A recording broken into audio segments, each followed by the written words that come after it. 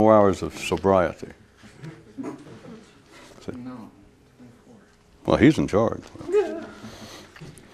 From one militaristic view, those on the mystical quest are like men with but one foe. And a correspondent writes, I liked it better back when I believed it was more complicated and multifaceted. Is there any way I can go back, or is it now too late for me? I don't know, sir. What time is your watch showing? And meanwhile, he wrote back saying, I don't appreciate that kind of sarcastic response to a serious question. But at least you shocked me into realizing that I do only have one foe, and it is you. Who? Me, dear sir? Yes, you, he replied. Then suddenly collapsed as both sides of his mind were overcome by the effort of carrying on this illusionary dialogue. But then suddenly appeared his dream mind, which replied, Ha! I'm not tired. I, in fact, am just now raring and ready to go. And for those lost or disoriented on this page, by this page, I'll repeat its opening. Those on the great, internal quest for personal consciousness have but one foe. Guess who? No. Hint for a Friday. You'll never get rid of door-to-door salesmen if you're selective in denying them entry. Today's science fiction feature. There was once a planet on which the conscious creatures referred to their minds as he who invented the word taste yet lacks any discrimination. No. I don't know. Maybe English wasn't their native tongue or something. And now an advance hint for a Saturday.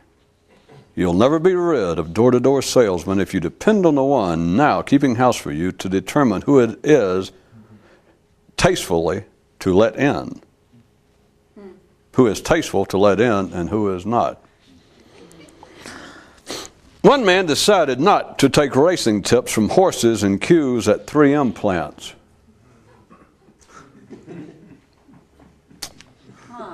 Well, I was going to say at LePage plants, and I thought, well, does anybody remember? Oh, you do. A stomach and a brain were talking, and the stomach said, sometimes my person eats too much, and sometimes they eat too little. And the brain responded, And the stomach asked, anything similar with your person regarding your operations? And the brain almost burst a blood vessel laughing.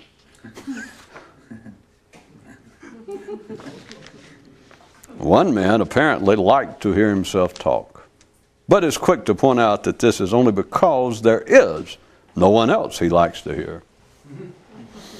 A boy asked his father, is a fair man a happy man? And was replied, you missed it again.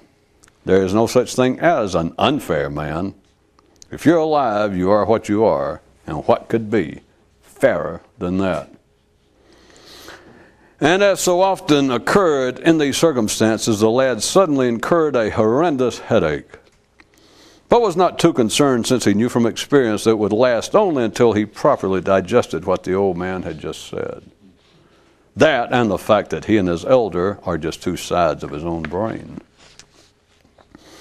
A man in the woods once reached down to pick up a snake, but was uncertain and asked the snake which end was its head and which end its tail. And the snake did not bother to respond, operating on the basis that anyone so stupid as to not know one end from the other deserved whatever might befall them. You figure that snake had run across humans before? A man got local conditions on the phone and said, say, look here, I seem to have misplaced Life's private number. Could you give it to me again? And LC replied, get out of here. I hear that one all the time. So the man said, well, maybe you can help. And conditions grunted to go ahead, and ahead the man went. Okay, what I was wondering was whether or not I am on the right track with my life. And Things Local replied by asking, are you alive? Yes, replied the man. Then you are, said Local Conditions, barely able to suppress its incongruity at man's continuing pretensions to be himself. At the end of his shift that day, local conditions reported this conversation to Life, who grasped its forehead and moaned. See, the two have this little game that they play regarding men. A boy asked his father, "Papa, how can I tell if you like someone or not?" And he replied, "If I tolerate them, I like them." And immediately muttered to his own thoughts, "Don't be assuming that necessarily applies to you guys." For many years, one man attempted to call hogs, but with little success. Then finally realized that hogs don't want to be called, unless there's something fattening in it for them. In one galaxy, they have an annual stupid showdown. And year after year, the winner turns out to be someone who thinks. "I don't get it," said one porker.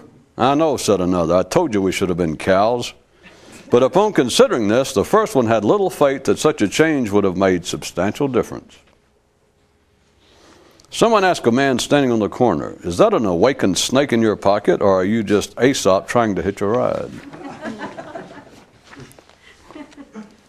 Muscles need heroes, hence sports.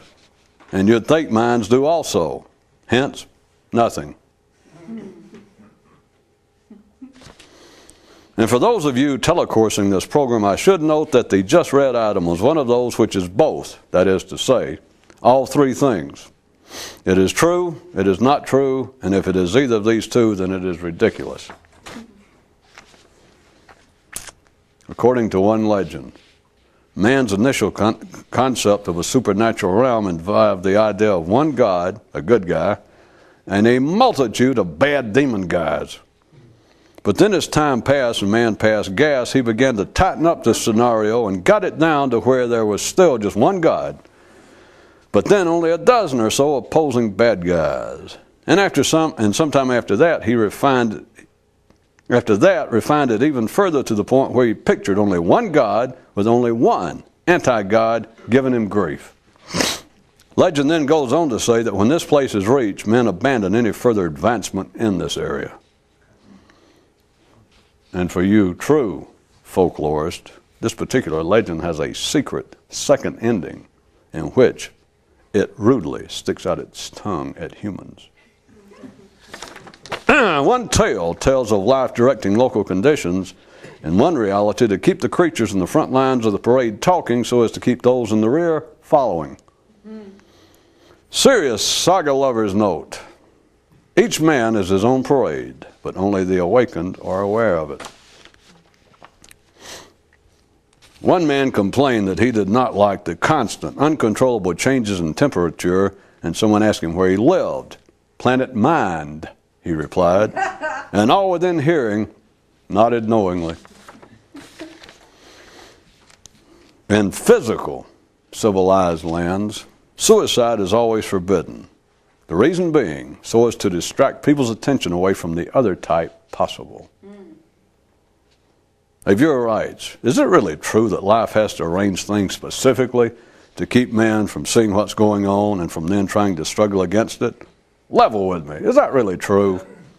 No, sir, you guessed it. It is not like that. But to say that it is the only way to open the subject to any further verbal exploration. And now yet another partial explanation for everything. Ordinary men attribute the cause of everything to circumstances. Men invented circumstances. You take it from there. And those of you who keep asking, I would give the full explanation for everything instead of all these partials, except that you've yet to fully digest them. One man wants us to hear his latest theory. He says he now believes that when his body's pissed, his mind is also. Now another man wants us to hear his latest poem. The value of theories go up, the value of theories go down. Theories can scam the scammer and allow an ignorant man to believe he's otherwise. And now a final man sends us his latest thought. He says that most of these men we quote are idiots, including him, and wonders why we don't label them as such up front. And after this short break, we'll be back with what I trust now will be some news of a more familiar and normal sort. Our sponsors remind you to buy something. Now back to the news and stuff. Life gives to man, as we find him in this part of the universe, an unstated choice of being either conscious and not particularly caring that he is, or else being so and really caught up in the whole affair. And it's not hard to guess which one you are, is it? And of your rights, dear sir, I for one am sick of guessing.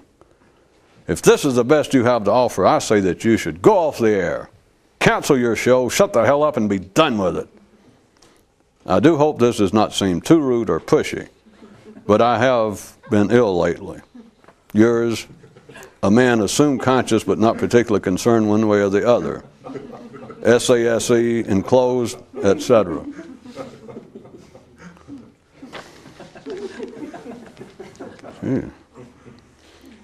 Human biographies, a brief poem, and a short question. I wish it was me, being he. But now ask yourself, you're alive too, and what good did it do?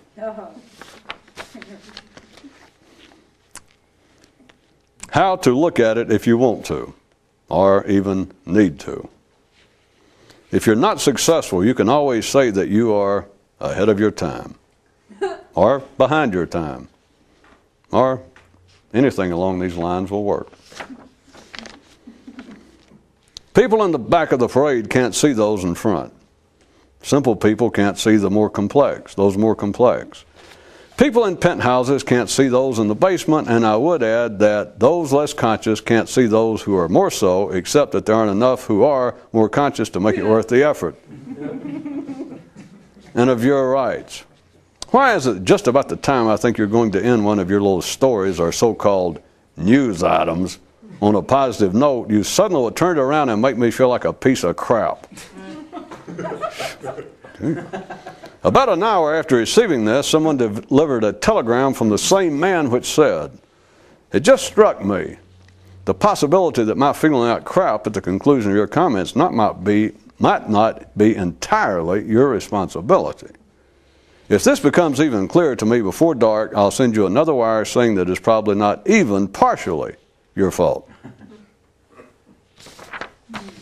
Guy said, "Man's intellectual life is so boring and unimaginative that I can hardly stand it." And someone asked if he had anything particular in mind as an example, and he replied, "Well, my own, of course." Man says, what everybody else calls consciousness, I call a mess. A man writes, "What you speak of regarding controlling attention, I find in practice to be like chasing a cheetah in a lard factory."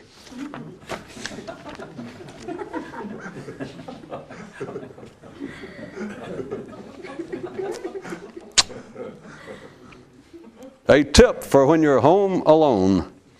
Most door-to-door salesmen gain entry to people's homes by getting those inside to take them seriously. But, come to consider it correctly, if you're already home alone, all by your little mental lonesome, you don't need such a tip. One man's motto is, whoever's there, I'm not interested. But not an attitude to warm the heart of local conditions charged with the responsibility of keeping man's neural fires stoked. A mother called out to her son who was upstairs alone in his room with the door shut, "Young man, you better be physically playing with yourself and not that other thing I've warned you about." Near the outskirts of reality, life once built a city and gave the inhabitants and their families a choice of living in upper stories or on lower floors. But being so busy with overseeing these assignments, it didn't notice that a few men slipped onto the roof of the building and began constructing their own private additions, just large enough for one, themselves, their own individual awareness.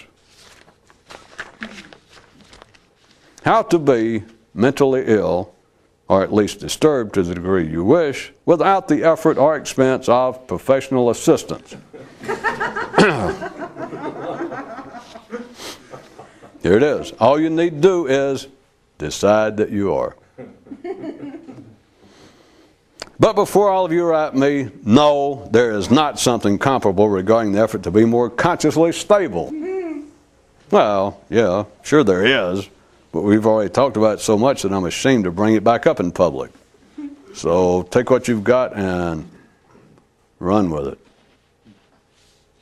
Someone asked a man staying on the corner, "Are you the father of modern psychology, or am I mistaken and sometime attention is just attention?" There is a myth which says life told Earth's very first man that he could either believe in it or give it a name. All right, I got a myth for you. Life told man he could either understand it or give it a name. Pardon me, I hear someone at the door. No. One man began to think of his time spent in bed at night as an adjunct to the adjustment to adhesiveness. And then there was this other guy who says, "If death is at all like sleep, then count me out." One man swallowed a ladder, then the ladder swallowed him. Then he became confused in telling up from down. Clues as to when talk is reaching its limits. The first one is when metaphors are no longer necessary. The second is when the literal becomes superfluous. Someone asked a man staying on the corner, "Are you enlightened or just waiting on a bus?" For a while, one man felt superior because he only plagiarized himself. Eventually, he stopped feeling that way. Tonight's mental beauty tip. If you believe in the existence of ugliness, you're a dead man. I beg your pardon, injects a voice, but what in the world does ugliness have to do with someone dying? Hey, you're not listening. I said it was a mental beauty tip. An epic in a distant star cluster tells of a creature who was standing on the corner when life came by, stopped and said to him, "What would you say to me offering you the illusion of a wide range of preferences?" And the creature replied, "Did the crosstown bus run all night long?" "Do-da, replied life, right on cue." "Is that ugly enough for you?" The reason that so many children and other humans hate math is because the idea of 2 + 2 being 4 is so serious. Proverb update. Those whom the gods would destroy, they say to them, "Want a job?" In a solar system far, far away was once a world in which reality was held together not by magnetism, which is the norm, but by baling wire. That is, until a few creatures there realized that it was their minds being so held together.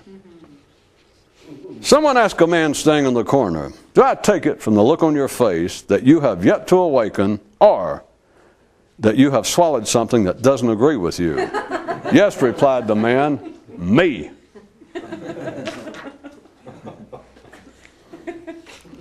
One man's posted rules.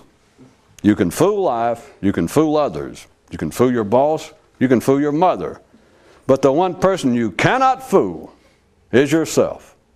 That is, unless you're still alive when you read this. Okay, he said to his listeners, here's the deal. Glue doesn't have to be attractive, logical, useful, or serious in intent. And someone raised a hand and asked, "What do you think of my hand?" "Okay," he replied, looking directly at the questionnaire, "here's the deal. You graduated, you're out of here." Should I have read it slower? Tonight's nutritional news.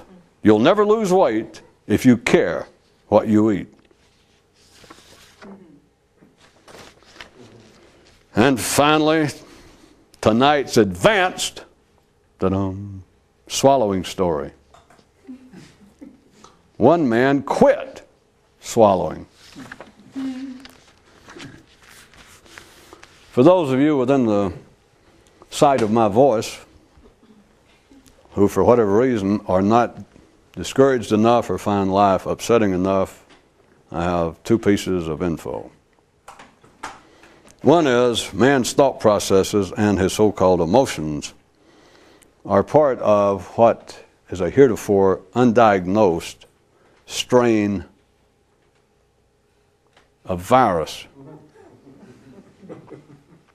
The other piece of news is that those of you interested in activities such as this, you are taking seriously something that everyone else on this planet finds totally unimportant.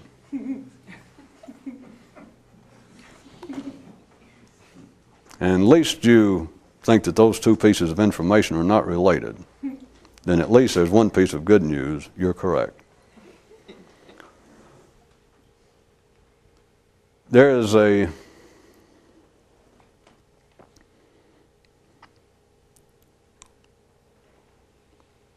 total dynamic at work that men's minds never notice regarding what they call the activity of their minds. And it is the uncharted reality behind all of the news items I bring up regarding originality, the lack thereof, and plagiarism, and cannibalism. It is not only unseen, but if you can see the quite simple basis for it, the root of it, then you'll understand why it's not seen. And all creatures on this planet, and all of life, but to bring it to a apparent vital level, I assume that everyone can see without any great metaphysical or any great scientific effort that there is what is normally referred to as some sort of food chain. It is actually more than that, because the food chain always implies, operating from a normal mental position, that it runs in sequence, that it runs directionally, that big sharks eat little sharks and little sharks eat squids and etc. It is really an omnidirectional chain. It is simply a net by which everything is connected. At a quite physical level, there is a connection between, let's make it simple and just use all sentient creatures, between all, and specifically, if it helps, all pack animals, those that hang out together, but it's true for everything. On a much broader level, it's not only true between pack animals, it's true between non-pack animals and trees. But try to be fairly reasonable. Pardon me.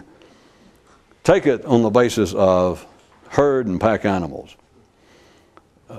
There is just all sorts of information. There, in fact, continues to be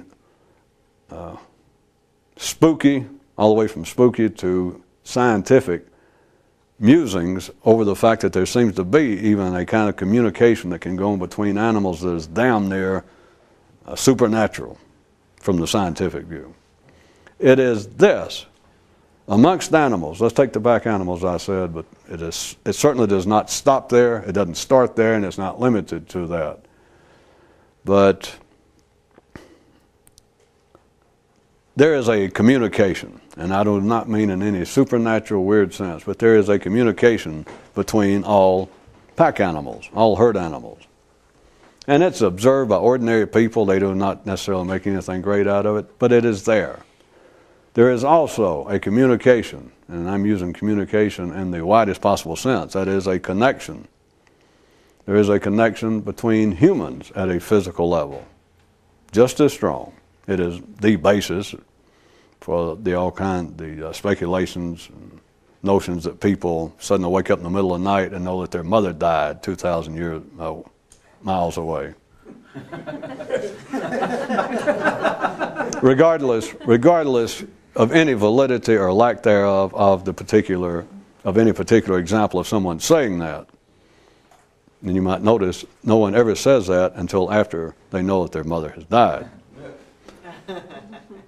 That is still not taking away from it, but it's just, people know that something is going on. It is not spooky communication, it's not aspects of the spirit world.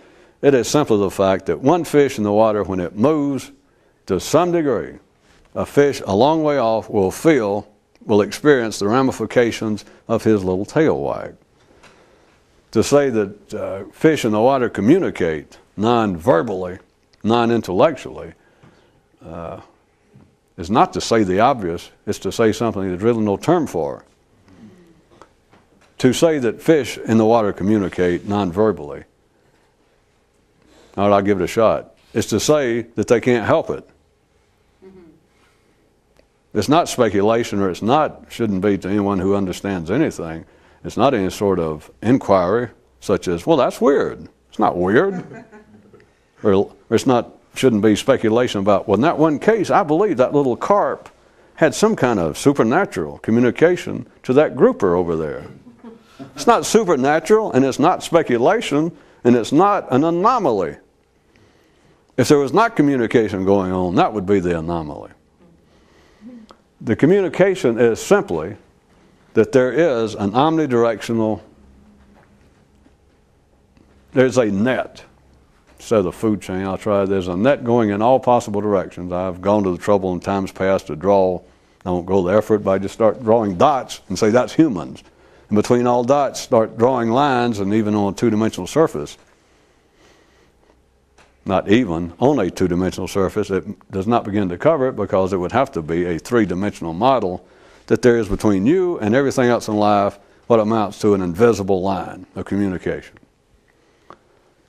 And I do not mean communication limited to any ordinary definition of communication. It is simply the general flow of life. It is the vital energy of life itself running through everything. You can't escape it. There's nowhere to go. On that basis, though, that being a physical, nonverbal, all-encompassing form of communication, or a form of connection, and as I said, not only between pack animals, but between animals and mountains, between trees and humans. It's just the further you get outside your species, you'd be hard-pressed. I don't want anyone. I know there's been books that men made money saying if they talk to their houseplants. I do not try to encourage anyone. We got better things to do. Unless you're so conscious I can't conceive of it. But there's better things to do than you try to find the communication between you and trees. It is there. But first off, you should be worried about the real one. Your concern would be your communication with yourself. Your communication with life. It just is, the closer you are to your species. In other words, from a tree's view. It's unimportant, but if we could have the kind of experiential existence of a tree, or tree consciousness, if you will. If we were a tree and we were talking, you would realize that communication between you and a tree on the other side of the world was closer to you than communication between you and some man staying there. It's simply a matter of it being, let us say, on the similar species or the same species. But at any rate, humans are in constant connection. They have no choice at a physical level. And by physical, I just mean the survival level at which all creatures on this planet are connected. From that grows, in the same way that from the body and survival instinct grows emotions and grows the mind, from that arises human thought and emotions. Man is likewise, I'm just going ahead and assume that you can see the validity, that there is a unquestionable genuineness to the fact that there is a communication between humans. I know for a random audience that is a stretch for me to say I assume that, but it's just obvious as hell. Anyone should be able to feel the reality of that, at least on small, specific examples, such as I said, of people feeling that they have some connection with their blood kin, or that every now and then they have premonitions. It's really child's play, and it's not always properly named. But that is the basis of where the idea came from, because it is real. And it's real in other ways, now that, in case you don't see it, such as you walking down the street, out in public, you know to stay certain distances from people, certain people, and you don't analyze. You can be walking down a crowded street and there's certain people and you never think about it. If you had to think about it, it would be too late. But you recognize that there's certain people you can get closer to when bodies are jammed into a confined space. And there are other people that you should not get so close to. And your body can analyze, can compute all of this, that you're there in the middle of downtown Manhattan at 8:45 in the morning and walking along, and it's people almost, you look at it and they appear to be shoulder to shoulder. That it's almost that they're in some sort of unspecified ranks and files. But if you actually looked, or if you feel it yourself, you don't have to look, you should be aware of what I'm saying. You walk along in such condition, and you're apparently always just almost touching everybody in front, backing on all the sides. And yet there are variations. You and other people are continuing going through a nonverbal, a physical choreography that there are certain people, and you don't even have to look. This is the communication I'm talking about. There are people that you know not to get so close to. And literally, they may just be at the edge of your peripheral vision. You just know it. Sometimes behind you, you know that there's somebody that you won't get away from. You can just feel it. It is not supernatural at all. It is there. That is the general flow physically in which everything exists. And men specifically exist in it. And it is this continuing communication, is this pulling and pushing and closer from one person to another. And it is varying constantly. From that, not just from that, but of course from the body itself arises man's nervous system extending into a brain. Man becomes so-called conscious, and with consciousness it mixes with survival instincts and produces a offshoot that men call their emotions. The emotions, the so-called emotions, and man's so-called, mental life are likewise subject to this continual communication. No one looks at it this way, and you know damn well that few people would ever think about what I just said about the kind of communication going on vis-a-vis my example of, saying, walking down a crowded street. Surely between that and people believing that they can feel things going on with their blood kin, their mother, their twin brother, their sister, and some distance. But somewhere in there, I assume that you do realize, at least that or animals. Anyway, it should be obvious. If it's not, there's nothing I can prove to you. There's nothing I care to go into. That is a constant. It is not a theory, and it is not a sometimes thing. It is a constant. You can't get away from it even if you wanted to. It's just a matter of whether you realize it or not. It is going on. It is life being alive. So let's assume that you can get some grasp, that you have some notion that yes, that is very likely true to some degree. That yes, I hear it. I feel what you're saying. But notice, people never take that into account. Now here, well, very seldom. Let's do that so I can make a comparison. Very seldom do very few people ever even think about that. That's physically. When you get into the mind, when you get into the thoughts and emotions, it now becomes a matter that people never do. Never, never, never, never, never, never. But it is from this that if you can open up your ears objectively and keep out your critical remarks and keep out your own mind's participation, you do realize, it's not that hard at all, that you realize that me taking shots sometimes at cliches is like shooting elephants in a shoebox. I don't know how they got there, but it takes that kind of dunderheaded, myopic sharpshooterness, and plus having nothing better to do for someone to attack cliched thinking or speech. Because if you listen, that is all that goes on. That is all that goes on in the intellectual realm of man. Mental realm, at least you get the wrong idea about intellectual. The verbal realm of man, which is just a audible offshoot of his mental life, is nothing but cliches. It is nothing but that. It is nothing but, and by cliches, again, I mean the widest possible sense. It's these ones are the actual cliches that you can listen to a public figure, one of our leaders. You can listen to a news commentator. You can listen to someone seeking public office. And we're talking about educated, sophisticated people. And they can run together. They can speak for 2 minutes. And if you listen, taking out the prepositions and the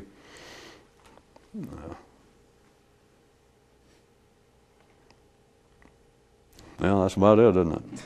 Taking out the prepositions, they can speak, and what it will pass, if you don't pay any attention, will pass for insightful commentary on something going on, and it will be 4 or 5, 3 or 4 word cliches strung together. And in fact, as I've tried to point out to you, it's not an attack, it passes. They feel it if somebody pointed it out. When they say it or when they read it, say it was a newsman and somebody wrote his copy, or whether he did, but even if somebody wrote it for him, and if you stopped him and said, well, you realize that's not, you got 5 cliches there and they're just strung together, there's a feeling inside the human nervous system, is getting close to what I've been telling you about, is a kind of mental passion that, and it's hip. That it's like, well, only somebody up to date and hip would know those 5 cliches. No. The average guy, the average Joe wouldn't even know those 5. So we're probably pushing the limit now to our viewers' intelligence. But God, that's hip. That those 5, all the way from that to, I said, another one that goes on constantly, that people do it in public forums of someone asking someone a question. Well, would you say that if we cut the deficit this way, it's going to have a positive effect on the economy? And he said, well, it'll definitely have a positive effect on the economy. They went to the trouble to find an expert to repeat the question of this high school graduate with a mic in his hand. Dear sir, would you say that that's what's going to cause, what has brought this on? Oh, that's definitely what's brought it on. Well, thank you so much for your expert view. It's not a joke. It goes on and people do not even notice it. And even if they did, they would not care. Even if they did, according to what their sarcastic quotient was of themselves, they would either go, ha ha, you're right, and think it was an attack, or else they would fail to see, what's the importance of it. The man communicated what he wanted to. The man didn't communicate anything.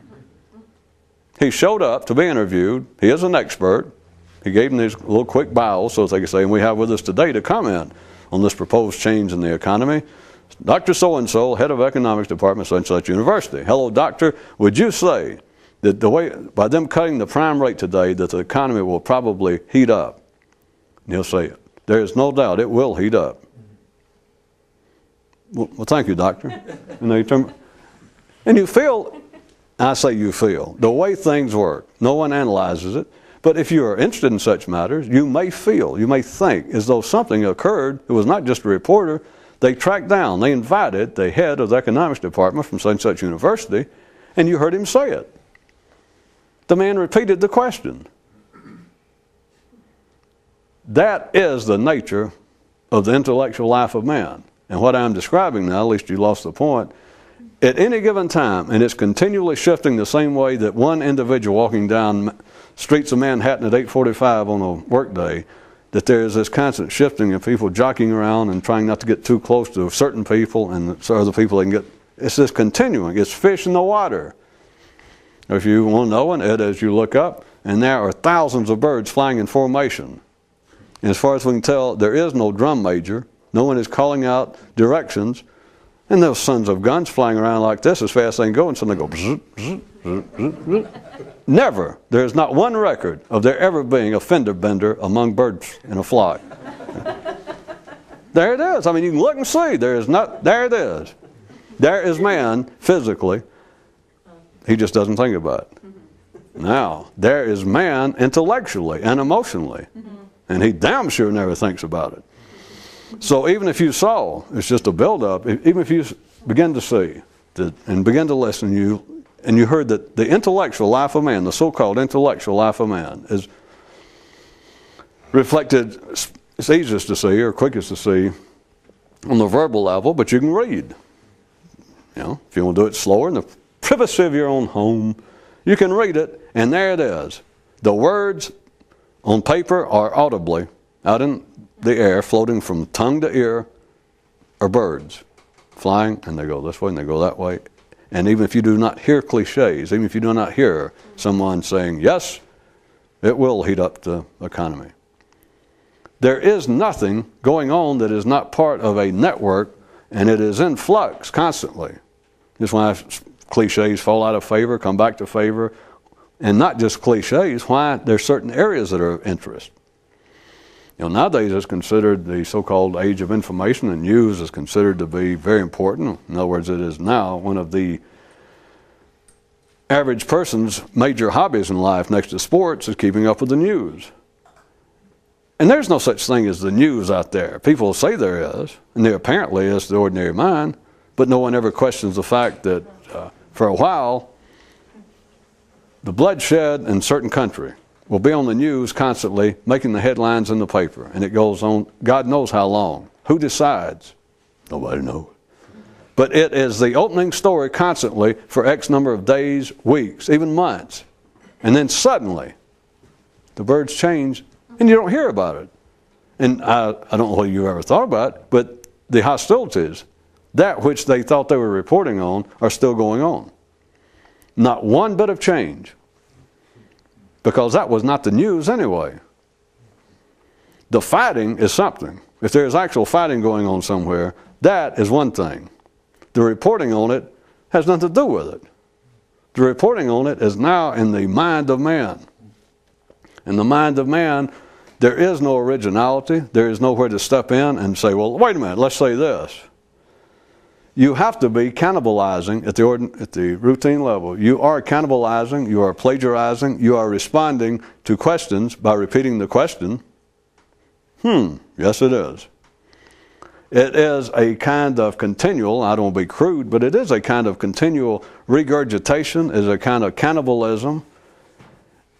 And by now, surely, some of you feel that. It becomes extremely weary. And once you get weary of that, by the way, you're in for real bad news. Because once you get weary of that, not just hostile, not critical, not answering, you just weary, and the weariness I speak of, we shouldn't put in quotation marks, it is the recognition of what I'm saying. That there is, the world of man, intellectually, and I was going to get to emotionally whether I do or not, but you can figure it out for yourself, that intellectually, there is literally nothing new, original, going on. Ordinary people, notice, do not mind. They will subscribe to the paper. They will subscribe, pay nice bucks for subscriptions to 2 or 3 news magazines. They will pay for, or watch television news, read books, and not be aware of the fact, not be bothered by the fact, but they're not aware of it and they're not bothered by it, that they have not read anything new, they have not thought anything new, they have not heard anything new, since the first 2 or 3 days after they became intellectually alive. That's true for everyone. And no one notices it. No one cares. The mind receives the nourishment that it needs through that process. Now the second bad news, that was covering the first bad news I opened up with. The second bad news is that people involved, people who are interested in such as this, are taking something seriously. And now let's define, just for the time being, for this conversation, what it is I mean that are taking something seriously. And that is the possibility of men intellectually having some insight into life. Of men being, which is synonymous in a real sense with being individually, mentally original. Which makes no sense to the ordinary mind. I mean, it could attempt to make sense out of it and attempt to define it or say, oh yeah, I know what you mean by that, and it doesn't. Because it can't be original. But the second piece of bad news was that when I said that people involved or interested in such as this are attempting to do something which no one else takes seriously, which no one else has any interest in. And that is being able to use the mind in a different way. Let me turn it back to where we were, see if we can make a little more sense. My full tirade last show, when I was talking about everybody's idiots and fools, and everybody knows they are. It is, from one view, it is a simple observation. It does not take, by any means, taking a course in any college, university, or night school. And at another extreme, it does not require any time spent in a mystical monastery somewhere, studying at the feet of some transcendental guru. I don't know what else to say except if you can use the mind in any way approaching its potential, then you can hear what I'm pointing out, that there is running through, it's like a line connecting everyone's brain, not their pelvis, not their body, but another one that is connecting everyone mentally in his lines of communication. And as soon as you are conscious, I was stretching it saying within a few days or a few hours, but as soon as you're conscious, you are plugged into this system. It is a worldwide intellectual net. And whatever life sends into that, it goes through everybody. And it is not the same all over the planet, is obvious. And it's not even the same with some little group. It is in constant flux, like a crowd of people walking down a busy street. It comes and it goes, and what's going on specifically within the network is irrelevant. It is only to those tied to it whose only access, whose only thinking process is limited to that net. It is only they who take it seriously, which includes everybody. When I say they, it includes you if you're there.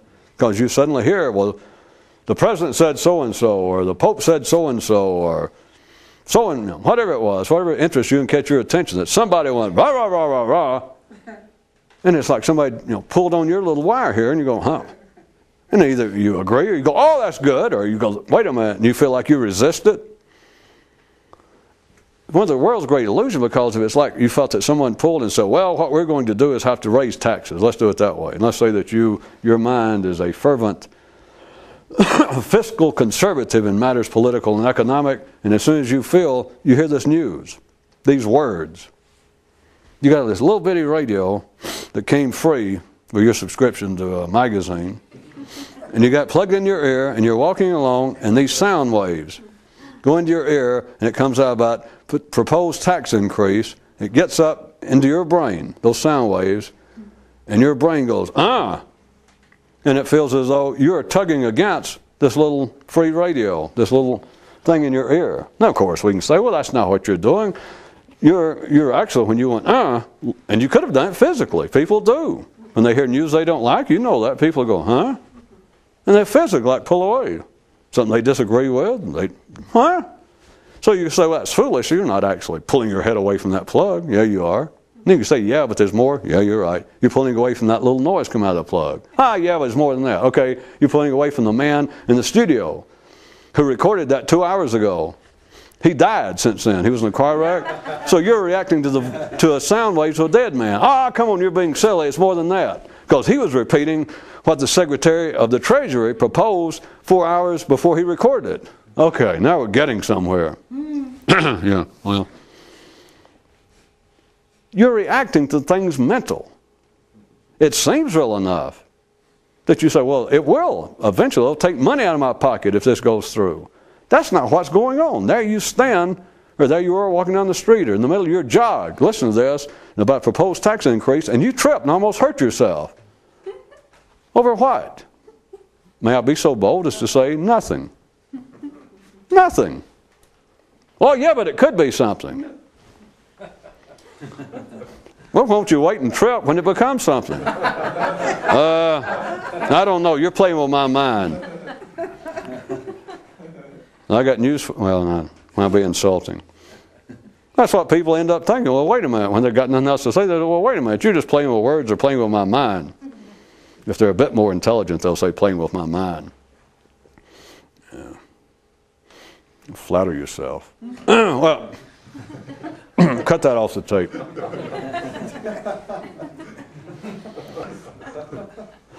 At any rate, I'm going ahead and assume for the end of the tape here that you have some notion of what I'm saying. That at the ordinary level, and I can go on and I can gesture this way and I can even reverse it for those of you of a gauche inclination and go, I can continue to talk about it. And you either by now have to feel that there is, and when I went along with that, or back to the right-hand view, that was saying, I was going to say, you don't really have to look out there at other people. All you got to do is look in your own mind. And you know that the ordinary level, to say that your mind, if you know anything about you, to say that your mind is a hotbed, a warm bed, a bed of any kind of originality, then I don't know why you're listening to me. Because there's no danger of you upsetting yourself mentally any more than you are now. No danger whatsoever. But you should know, you should just know the reality that your mind, left to its own devices, I know it's a shock. I mean, it comes as somewhat of a disappointment to many people to find themselves at the age of 35, 40, 50 degrees, many books read, and it's just like a gradual process, a gradual realization. They keep trying to look at it, and suddenly it sort of all comes together one day. And you realize that if I took everything my mind had thought, everything, in reaction to what it read, everything that's gone through my mind for the last 40 years, whatever age you are, you would be willing to wager. It's really not even worthwhile to try to do it literally, but you would have no doubt, you would accept the fact, if I said, or if you say it yourself, that you could probably take everything that you thought for the last 40 years, literally, and it would probably condense, I hate to make you feel bad, but screw you, probably less than a paragraph. And it could be less than that, folks, I don't know. But probably, I'm talking about 4 or 5 sentences, everything your mind has ever thought. You either sense that may be true and you can nervously laugh, which I don't blame you to begin with. But that's a fact, if you can see that. So, if you realize that, then you also realize that at the ordinary level, and it has nothing to do with individual people, but men have no interest in any alternative use of the mind. And the proof simply being the reality of it, that people accept it. People who then, the second piece of bad news, that are interested in such as this, taking away all even mystical sort of connotations or transcendental patinas away from it and just say that it is a mental activity, which it is, or that's what it works on, then you could say at a very routine level, or using routine, mundane terms, that people interested in the Enlightenment, awakening, the Great Liberation, and all that mystical stuff, that what they're really interested in is an alternative use of the mind. Put it to you another way. Ordinary people, ordinary, sane, everyday people, if asked, or if they think about it, will all say that they are interested in being more intelligent. If you ask, would you like to be smarter? Whatever you term, they go, yes. Would you like to know more? Oh, yes. Would you like to understand more about why you act? Would you just like to be more intelligent? Everybody would say, well, yes. And it's not true. Because education has nothing to do with it. Not once you realize that your mind has thought the same 4 or 5 lines for 40 years. For ordinary people, though, they will say, yes, I do want to be more intelligent. They will insist on it. They will show proof. Well, hey, look at the receipts here. Look at the books I buy. Look at the speeches. Look where I've gone to school. They say it. But if they cared to, as many of you know, by your own observation, by sit at home nude in a closet and just observe yourself, and you know that such a claim is fallacious, as witnessed by your behavior, as witnessed by the life you've led. You can say all you want to. Yes, I want to be more intelligent. I am not satisfied with what I know, and it is a demonstrative lie. It's an illusion. People are quite satisfied with how their mind works.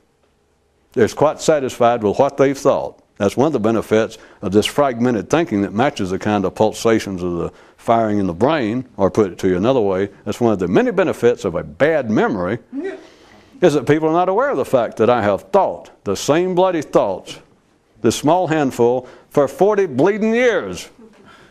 People don't know that. Well, we've been through this. People do know that, but they just don't care. Plus, nobody usually has the nerve to point it out. The bad manners to point it out. Plus, they can ignore it even when pointed out.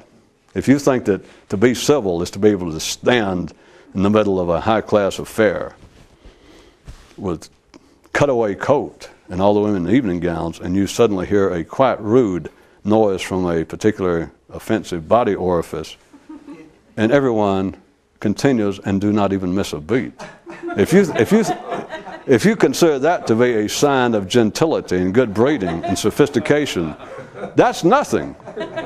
You're standing mentally on a planet of 6 billion people, and what you're hearing continually, you take it as conversation, but what you're hearing continually is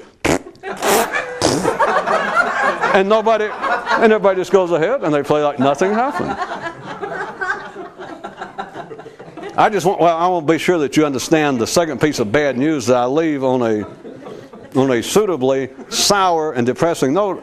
What I want you to see is, you're attempting to do, people who are interested in this at all, I say attempting, people who are interested in this, you're interested in something that way over 99% of the world's population throughout history knows what it is, but not being able to. They know that they know that their mind is not working in anything resembling an intellectual, original, personal fashion. They know that, and they do not care. And you poor people, you poor few people on this planet, you care. The rest of them gave up. The rest of them just, it's not necessary. Somebody's at the door. I'm going to have to cut the tape.